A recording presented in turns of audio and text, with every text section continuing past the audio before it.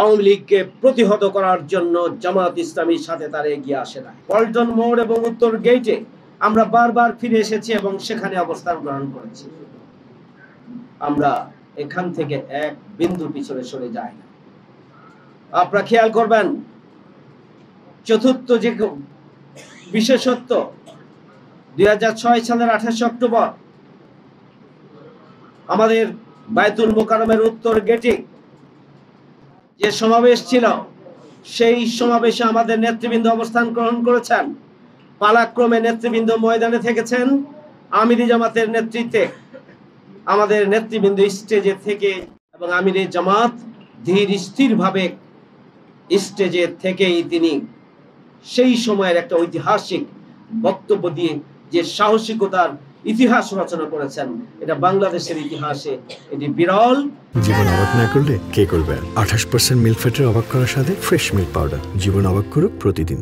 যে জনশক্তি সাথে থেকেই তিনি শেষ পর্যন্ত সমাবেশে সাহসী বক্তব্য উচ্চারণ করে তিনি দিক নির্দেশনা দিয়েছেন জনশক্তিকে, জনগণকে এবং এদেশের মানুষকে।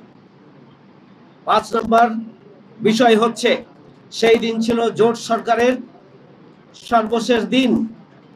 জোট সরকারের শেষ কর্মদিবসে স্বাভাবিকভাবে আমরা আমাদের এলাকায় উত্তর গেটে আমরা সমাবেশ ডেকেছিলাম। বিএনপি নয়াপল্টনে তাদের অফিসের সামনে সমাবেশ ডেকেছিলেন। দিন ভোর আমাদের উপরে এই হত্যাযজ্ঞ পরিচালনা করা হলো। দিন ভোর আমাদের উপরে জুলুম, নির্যাতন, স্টিম রোলার চালানো হলো। একের পর এক শহীদ হলো, আহত হলো। কিন্তু ওই বিএনপি পুরানা পল্টনে অবস্থান করার পরেও আওয়ামী লীগকে প্রতিহত করার জন্য জামাত ইসলামীর সাথে তারা এগিয়ে আসে না।